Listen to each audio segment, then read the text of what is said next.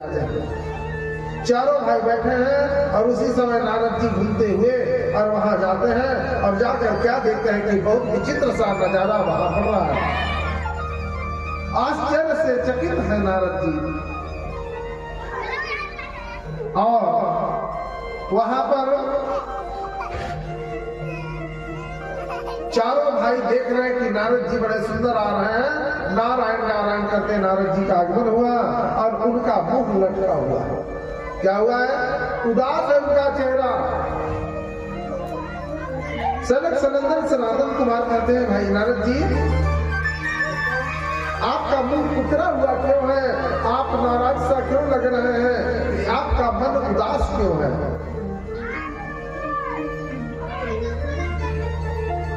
नारद जी कहते हैं, महाराज मैं इस भूमंडल पर भ्रमण करता हुआ एक बार जो है मैं जा रहा था तो यमुना के तट में वृंदावन धाम है। तत्राथम्या दृष्टम श्रियातम तत्र मुनीश्वर एकातो तरुणी तत्र विस्मन्नाखिरमांस। अब सो वृंदावन धाम में मैंने देखा कि एक नारी बैठी है और उसके दो पुत्र हैं। माता जवान है और पुत्र दोनों बूढ़े हैं। यही तो देखा मैं। और कुछ नारियां वहां बैठी है, कुछ देवी लोग बैठे हैं और कोई उनको पंखा कर रहे हैं, कोई उनको छू रहे हैं, सेवा में लगे हैं। अब जब मैं वहां पहुंचा तो वहां कोई पुरुष है ही नहीं, कोई पुरुष जाति नहीं है, सिर्फ नारियां हैं। अब मैं गया तो देखा देवी जी क्यों रो रही है, क्या कष्ट हो गया?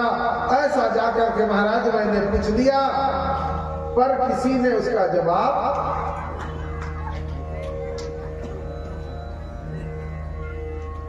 अब जब कोई जवाब नहीं मिला तो मैं सोचा क्या बात करूं। मैं वहां से लौटने लगा तो जब लौट रहा हूं तो पीछे से आवाज आई, भो भो साधु क्षणं तिष्ठं अचिंतितमापि नाशयं दर्शनं तावलोकस्य सर्वथा घरमरं तवम्। पीछे से आवाज आती है कि महाराज रुकिए, तो कहां भाग रहे हैं?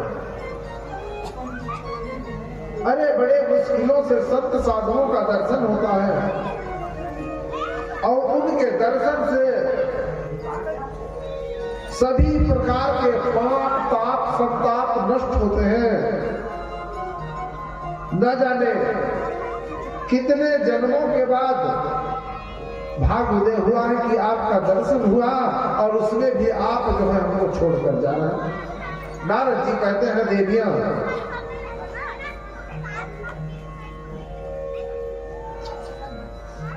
अब नारद जी आते हैं, कहते हैं कसी तुम कैसी हो? देवी जी आप कौन हैं? की ममो।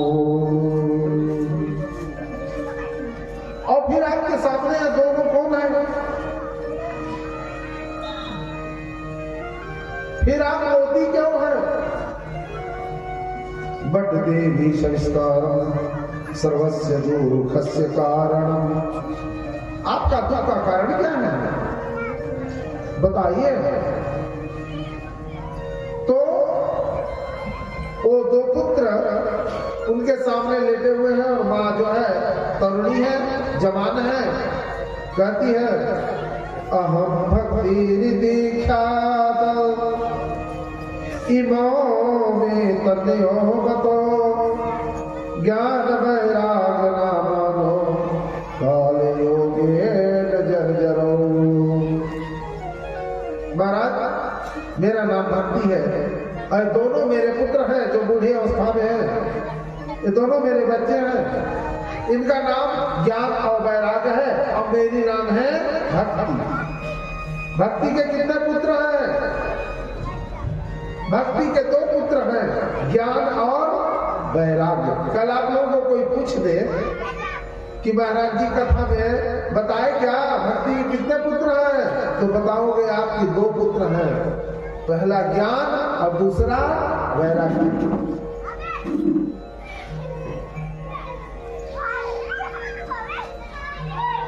अब कहते हैं वो भक्ति कहती है महाराज समय की कैसी विडंबना है, माता जवान है और पुत्र दोनों जर्जर अवस्था में बूढ़े स्थिति में है।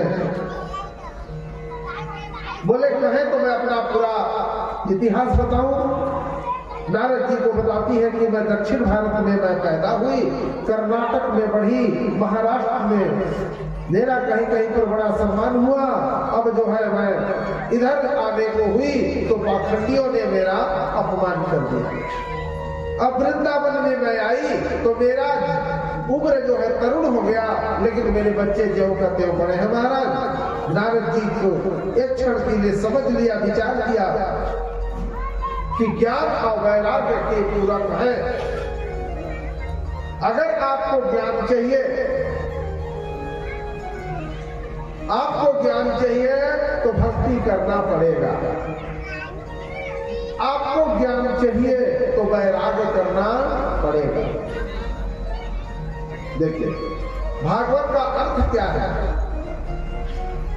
भ से भक्ति, भ से भक्ति और ग से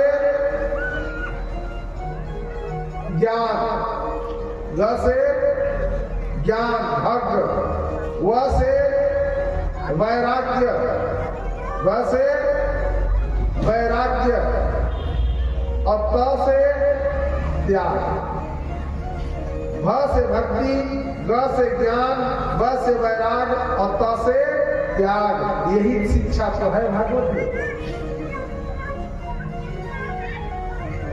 भक्ति, भ से भक्ति और ग से ज्ञान।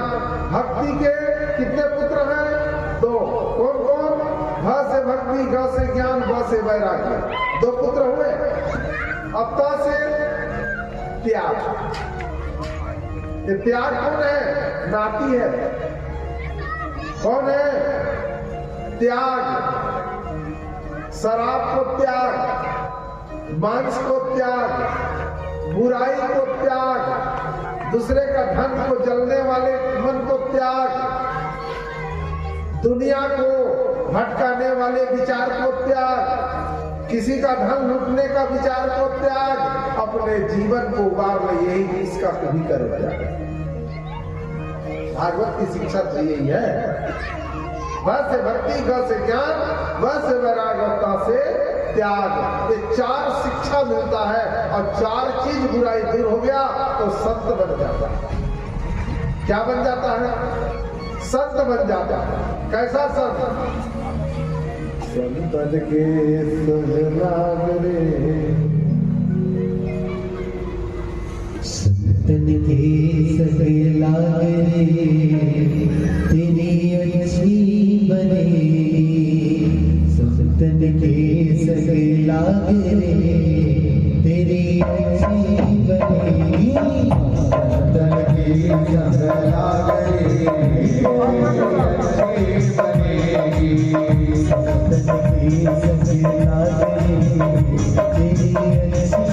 बनेगी।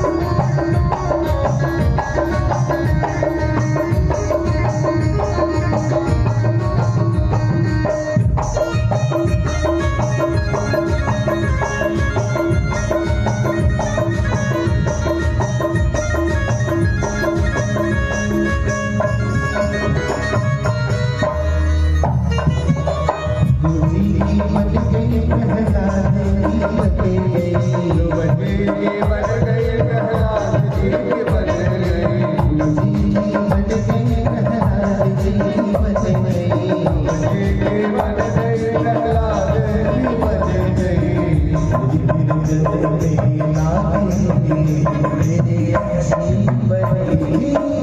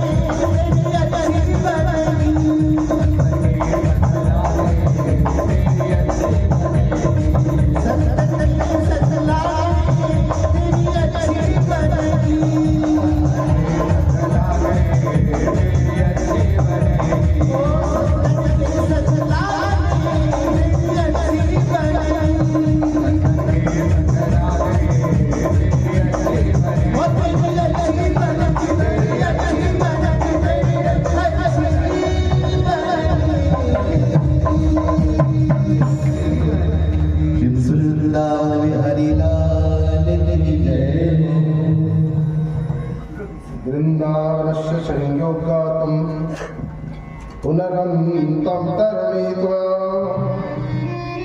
धन्यं वृंदावनं तेनं भक्ति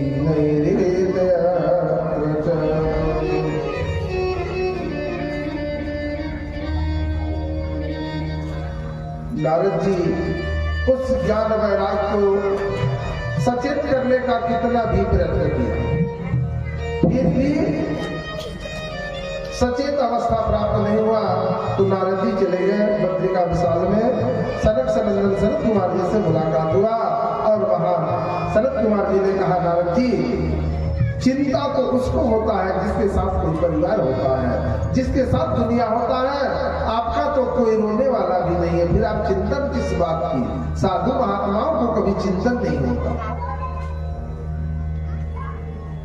तो नारद जी ने कहा, मैंने वृंदावन में देखा एक तरुणी है, उसके 2 पुत्र हैं और माता जवान है और पुत्र बूढ़े हो गए हैं। कौन सा इसका कारण है? बोले देखिए, ज्ञान और वैराग्य कोई करना नहीं चाहता। क्या नहीं करना चाहता?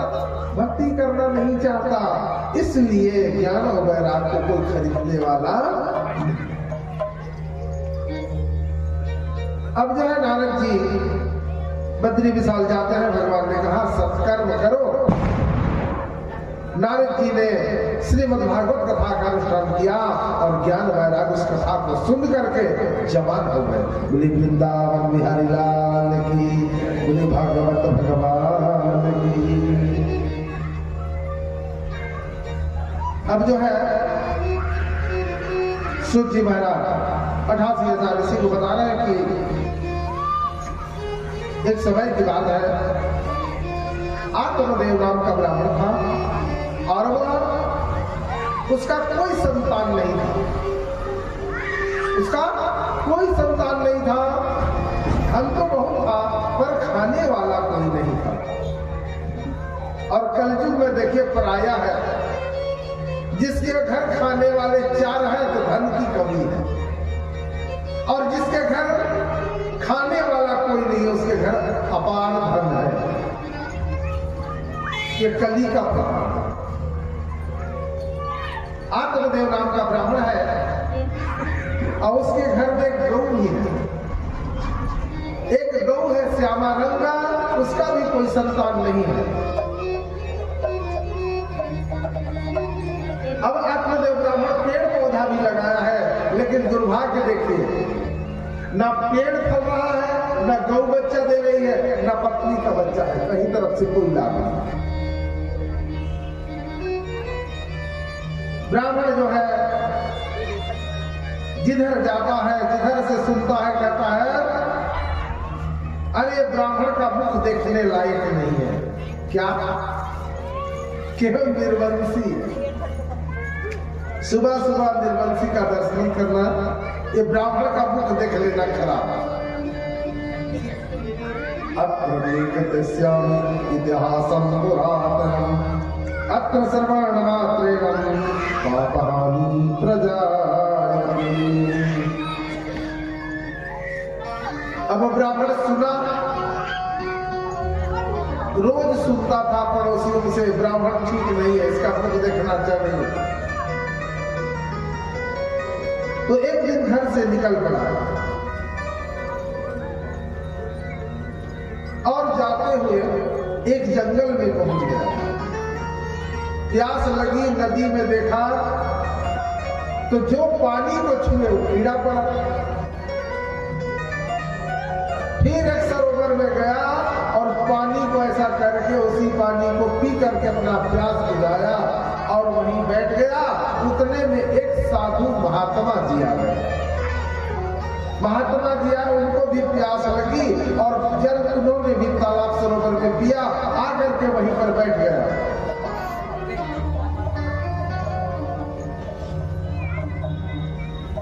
किम ब्रवीमीरे दुखम पूर्वपापेन संजितम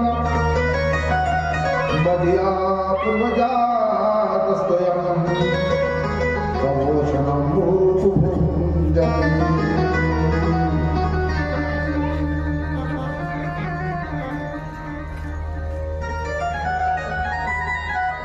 अब ब्राह्मण देखा उसको, आत्मदेव ब्राह्मण उस सन्यासी को देखा तो आंखों में आंसू आ गए। बोले महाराज क्यों रो रहे हो भाई, क्या बात है? बोले कहने के लिए क्या बाकी रह गया। बोले मैं तो पेड़ लगाया पर फल नहीं आते, गौ मैंने पाला पर बच्चा नहीं होता, पत्नी को भी बच्चा नहीं है, निर्वंश है हम। कहे महाराज कोई उपाय बता दो ना। अरे बोले पुत्र पाके क्या करोगे? हम लोग क्या देखते हैं, दुनिया वाले क्या देखते हैं? किसी का दौलत देखते हैं, किसी का कपड़ा देखते हैं, किसी का पहनावा देखते हैं, किसी का गाड़ी देखते हैं, कितना महंगा बाइक रखा है, कितना महंगा कपड़ा पहना है। लेकिन महात्मा साधु संत क्या देखते हैं? ललाट देखते हैं। क्या देखते हैं? माथे को देखते हैं, किसके माथे में क्या लिखा है। उस सन्यासी ब्राह्मण ने देखा, क्या देखा?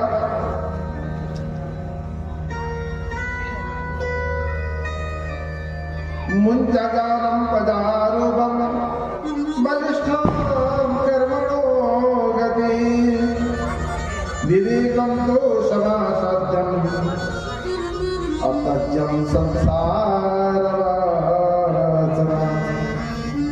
अरे बोले दुनिया तमाशा है, तुम क्यों परेशान होते हो? क्या सोचते हो कि बेटा हो जाएगा तो तुम बहुत बड़ा बन जाओगे? छोड़ दो आशा। गृहस्थ सरसो लोके पुत्र पौत्र समन्विता सब जन्म विधि तव पुत्र नहीं हो सदैव। बोले देखो एक राजा हुआ,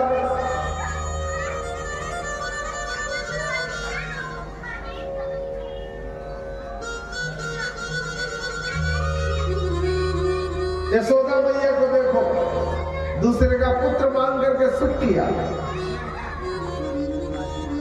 किसी का पुत्र ले लो गोद में, ये पुत्र उत्र के चक्कर में मत पड़ो। राजा नल को देखो, अगर सुपुत्र पैदा हुआ तो आनंद है, नहीं तो पुत्र उत्र के चक्कर मत करो। किसी का पुत्र ले लो, उसी से काम चलाओ। नहीं महाराज, मेरा इतना सारा धन कौन खाएगा? मेरा एक बेटा होगा। अरे बोले तुम्हारे भाग्य में 7 जन्म तक कोई संतान ही नहीं देखा। बताइए, किसी के भाग्य में ऐसा लिखा है कि 7 जन्म तक उसको कोई संतान नहीं होगा।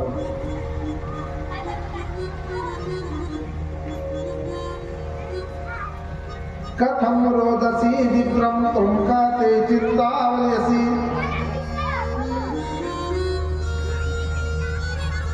बट तुम सत्वरम भयम सवस्यम दुःखस्कार।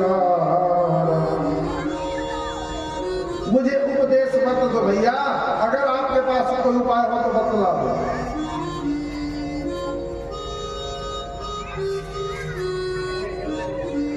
बोले क्या उपाय बतला, तुम्हारे भाग्य में 7 जन्म तक कोई संतान लिखा ही नहीं है।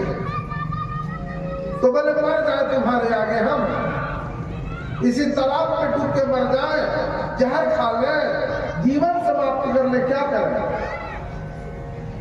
हम तुम्हारे आगे मरेंगे। अरे भैया मत मरना, भैया मत मरना।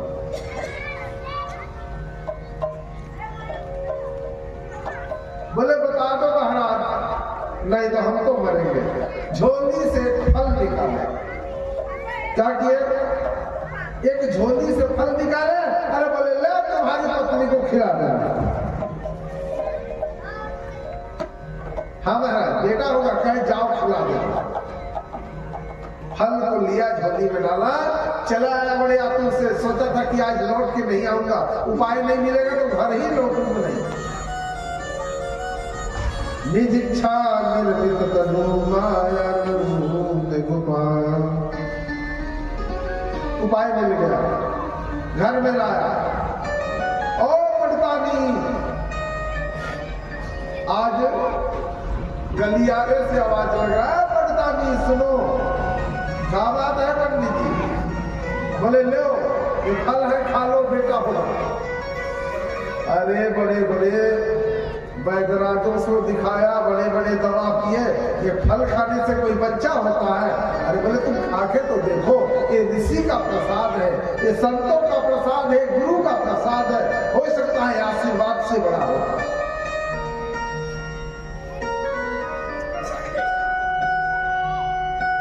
आत्मदेव की पत्नी का नाम क्या है जानते हैं? धुंधुली। क्या नाम है? धुंधुली। जब तक पड़ोसी से लड़ ना ले उसका अन्न नहीं बचता। बड़ा मुसीबत है। 2-4 लोगों से रोज लड़ती है। घर में आग है तब वो घर से आग मांगने घूमने के बहाने जाती है। आग देना थोड़ा लेट लगाई तो 2-4 गालियां भी बक दिया। ऐसे धुंधुली है, गाली गलौज करती है, लड़ती है। खा के उठी तो 2-4 घर घूमने जाएगी और उधर से लौट कर आएगी, तब उसका खाना पचता है। ऐसा धुंधुली है। आप लोग ऐसा मत करना। अब जो है तुरंत वो फल को रखी, गई पड़ोसी में। अरे अरे सुनती हो रे? क्या है महाराज जी? अरे पंडित जी ना कहीं से फल लाया है और कहता है इसको खा लो बेटा होगा। अरे खा लो अच्छा है, तेरे घर भी सहनाई बजेगी एक दिन, हम लोग भी खाएंगे। पत्नी फटते फटते इतना खाएंगे, कभी तो खिलाओ, सबका तो आप खाते हो। तो ठीक नहीं है। दूसरे यहाँ चली गई, वहां भी जाकर वो भी कहती है कि भाई तेरे का बच्चा होगा तब तो बधाई गाने जाएंगे, हमको भी कुछ मिलेगा। पंडितान सोचती है शरीर मेरा मजबूत है, भले बुढ़ापे की ओर जा रहा है, 40 से बाद हो गया, गर्भवती हो जाऊंगी। अगर फल खाया गर्भवती हो गई तो भोजन कम मिलेगा। क्यों?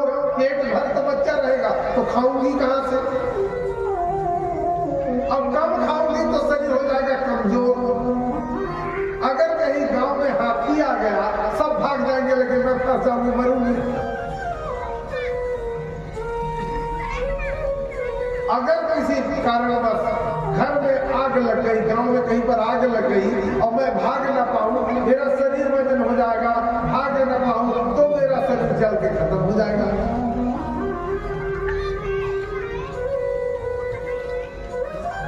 तीसरी बार सोचती है कि गर्भवती हो गई, कम खाऊंगी, कमजोर हो जाऊंगी, डिलीवरी के टाइम बच्चा पैदा नहीं होगा तो मैं मर जाऊंगी। 3 कारण अपने सामने आए। देखिए, भगवान के ऊपर भी कुछ रहता है, अपने में ही सब कुछ नहीं होता, कृपा भी होती है। अब सोचिए, अगर बच्चा पैदा भी हो गया, अब भोजन कर रही है, अगर शौच कर दिया, पेशाब कर दिया, तो मेरा खाना पीना बंद हो जाएगा, पहले उसको साफ करो।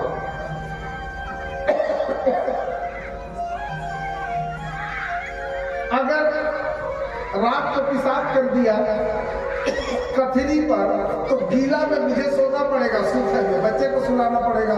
उससे बढ़िया कि बच्चे नहीं लेना है। सोच रही है, उतने में धुंधली की एक बहन है, नैनपुर है, वो चली आई है, समझ लीजिए। बोली दीदी, ये क्या उधेड़ तुम्हारे दिमाग पर आ रहा है? तुम्हारे दिमाग पर तो 12 से 1 बज रहा है। अरे बोले, तुम्हारे जीजा ना एक फल लाए हैं, कहते हैं खा लो, इसमें बेटा हो जाएगा।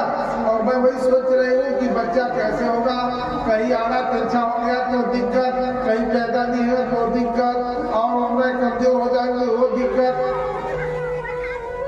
अरे बोले, तू कहाँ चक्कर में फंस रही है? मेरे पेट पर बच्चा है ना, मैं तुझे दे दूंगी, इसके बदले कुछ पैसे दे देना।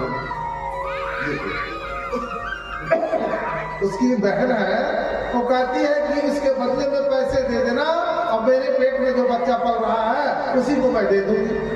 अब मेरे तो 1-2 बच्चे हैं घर में, एक तीसरा बच्चा है, तुम ही ले लेना पैसे में।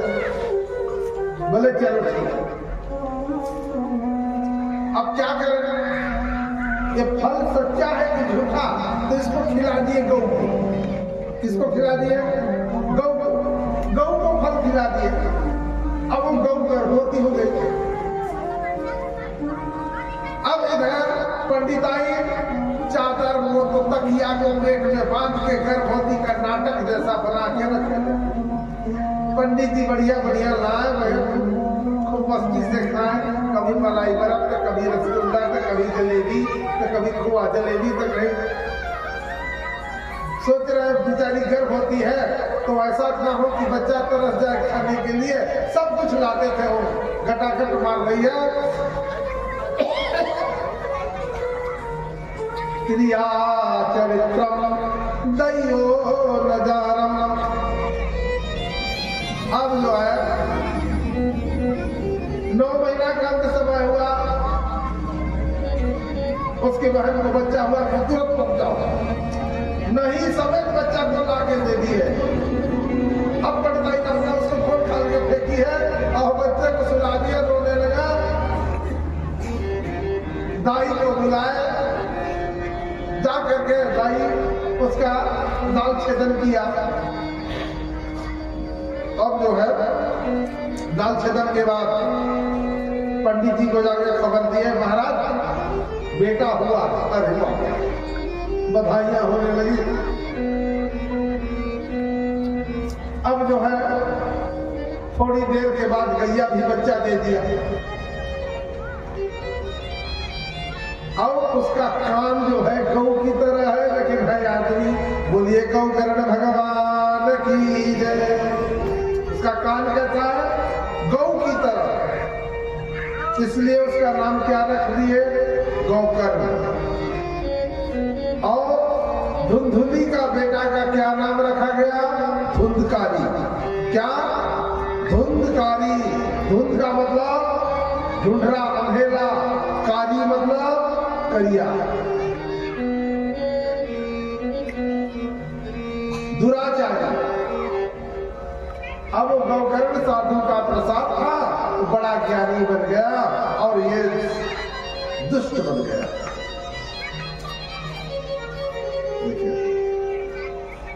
अब जो है गौकर्ण जो है स्कूल में शिक्षा दीक्षा किया, गुरु के यहाँ गया और गुरु का संस्कार लिया, जब वो पवित्र किया, ज्ञान प्राप्त किया, भक्ति किया और भक्त बन गया, ज्ञानी बन गया। और वह धुंधकारी का पुत्र, जो धुंधली का पुत्र धुंधकारी था, अब वो महादुष्ट बन गया।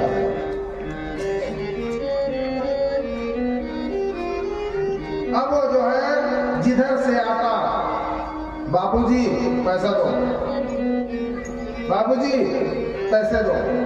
क्या करोगे? अरे कुछ नहीं करेंगे, लाओ। जितना आत्मदेव ब्राह्मण धन एकत्र करके रखा था, सारे धन को जुआ में, शराब में खत्म कर डाला।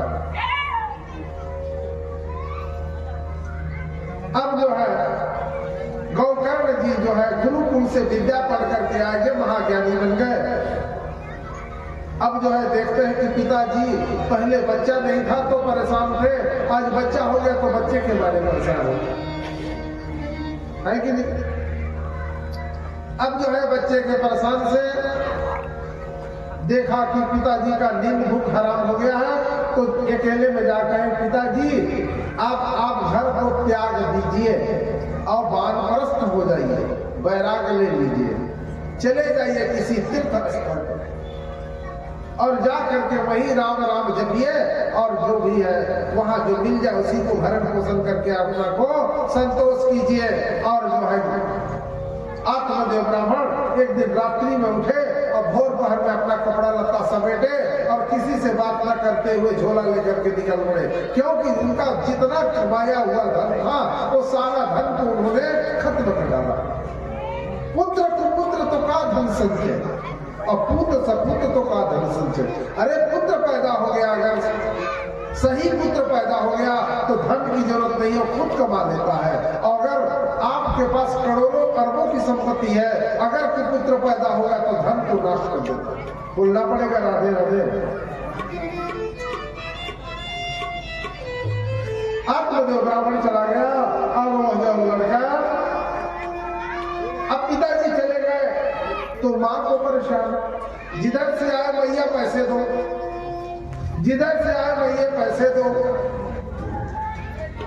कहां से पैसा दे? जितना था पैसा खर्च कर डाला, जितना सोना चांदी था सब दे डाला। अंत में बोला तू देगी कि तुझे डंडा दिखाऊं? मां डर के मारे कुएं में डूब कर मर गई।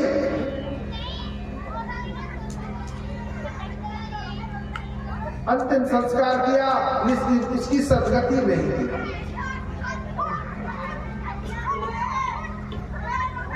दूसरे दिन धुंधकारी आजाद हो गया, ना कोई कहने वाला ना बताने वाला, और गौकर्ण है तीर्थ करने चला गया, चारों धाम घूमने चला गया।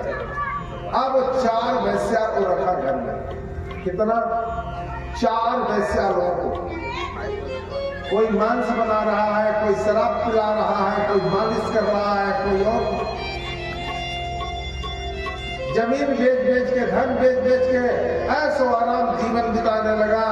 अब जो है धन खत्म हो गया तो चोरी करना शुरू कर दिया। चोरी करके लाता धन, चोरी से ऐसो आराम चलता। 1 दिन 2 दिन चोरी करके मालो माल लेके गठरी आता और 15 दिन तक खाते, फिर खत्म होता, फिर चोरी करने जाता। एक दिन अच्छा माल सोना चांदी लेकर आया और चारों उसकी वेश्याओं ने सोचा कि ये चोरी करके लाता है, किसी दिन राजा के यहाँ पकड़े गए तो वो तो मरेगा, लेकिन 4 हम लोग भी फंसेंगे, चलो आज मार डालते हैं। इतना उसको शराब पिला दिए कि बेहोश हो गया। उसके गले में रस्सी बांध के 2 जने इधर से 2 जने इधर से खींच रहे हैं, फिर भी प्राण नहीं गया। पापियों ऐसे नहीं मरते। फांसी लटका दिए तब वो नहीं मरा, गला को दबा दिए तब वो नहीं मरा, तो क्या किए? जलता हुआ आग का लूठा ला करके उसके मुंह में डाला, बड़े कष्ट से मरा। जब उसका प्राण निकल गया तब जो है उसी जमीन को खोद करके उसके घरे में और उसका कब्र बना करके और वहीं दफना दिया। दूसरे दिन वही वेश्या लोग रहे और पका रहे, खा रहे। 2 दिन 3 दिन के बाद घर से निकले और जितना माल टाल था अपना अपना झोला पैक किया, पार हो। किसी ने पूछा क्या बात है? बोले आज 4-5 दिन से उसका पता ही नहीं है कि कहाँ है, इसलिए हम लोग के पास खाने के लिए कुछ है नहीं, क्या करें यहाँ, जा रहे हैं अपना अपना। चलिए, उसका लाश सड़ करके खत्म हो गया। जब गौकर्ण उधर से लौटे तो देखते हैं कि घर सुनना पड़ा है। किसी ने बताया कि धुंधकारी कितने दिनों से गायब, इसकी कोई पता नहीं। भाई आया, अपना घर को साफ सफाई कराया, झाड़ू बहारू कराया और आ करके रहने लगा। रात को स्वप्न में खड़पड़ खड़पड़ खड़पड़ कर रहा। बोले क्या बात है? बोले भैया मैं तुम्हारा भाई हूँ धुंधकारी, मैं प्रेत बन चुका हूँ क्योंकि वेश्याओं ने मुझे मार डाला और मेरी कोई गति नहीं हुई। आज तक मेरा अग्नि संस्कार भी नहीं हुआ और मेरा जो है कोई गति हुआ नहीं, इसलिए मैं प्रेत जोनी में फंसा हूँ। देखिए, जिसका काम नहीं होता, जिसका कोई श्राद्ध नहीं होता, वो प्रेत जोनी में पड़कर और कल्प कल्प जब जो है दुखित होता है। इसलिए जब कोई जीव का समापन हो जाए तो उसका सदगति का सही सत्मार्ग करना चाहिए। सभी मनुष्य को चाहिए कि अगर अकाल मृत्यु से मरा है तो उसका गरुड़ पुराण या नारायण बलि कराना चाहिए। अब जो है गौकर्ण जी को पता चला तो गंगा जल लाए थे तीरथ से, उन्होंने जल का सिंचन किया और वह प्रेत बोलने लगा स्वप्न में, कहा मैं तेरा भाई हूँ और मेरा अकाल मृत्यु हुआ है, मेरी सदगति के लिए कोई आप उपाय प्रयत्न करो। गौकर्ण जी ने तुरंत जो है गया का वास कराया और गया जी में जाके अपने पितरों का श्राद्ध किया, क्योंकि उसकी माता का भी काम नहीं हुआ था तो उसका भी किया और भाई का भी किया और पिताजी का भी उनको गया वास कराया, फिर भी कोई शांति नहीं मिली। जो साधारण मौत से मरते हैं उनको गंगा जी या फाल्गु नदी या बुधपुर नदी या गया जो है उनको तारती है, लेकिन जिनका अकाल मृत्यु होता है, अकाल मृत्यु वालों का नाश करने वाले, उनको पुण्य में लाने वाला श्रीमद् भागवत कथा से बढ़कर कोई शास्त्र ही नहीं, बोलना पड़ेगा।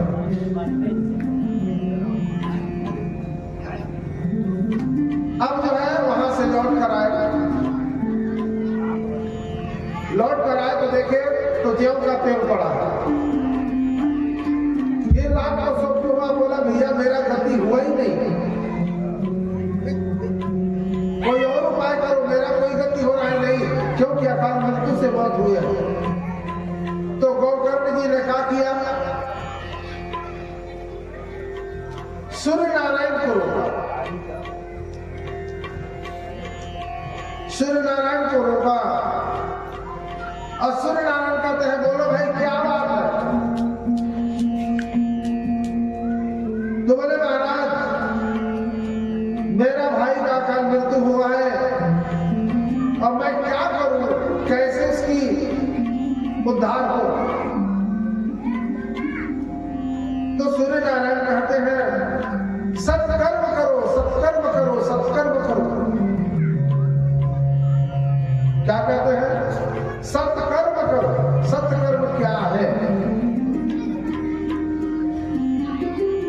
तो गौकर्ण जी साधु संतों की टोली पर चले गए, बोले महाराज सत्कर्म क्या है? बोले श्रीमद् भागवत कथा ही सत्कर्म है। बोलना पड़ेगा राधे राधे। सत्कर्म ही श्रीमद् भागवत की कथा ही सत्कर्म है। अब जो है गौकर्ण जी कथावाचक बने और कथा में वो जो बांस हम लोग लगाए हैं ना, कितने गांठ के हैं? 7 गांठ है। उस गांठ में कौन कौन है? काम, क्रोध, मद, लोभ, द्वेष,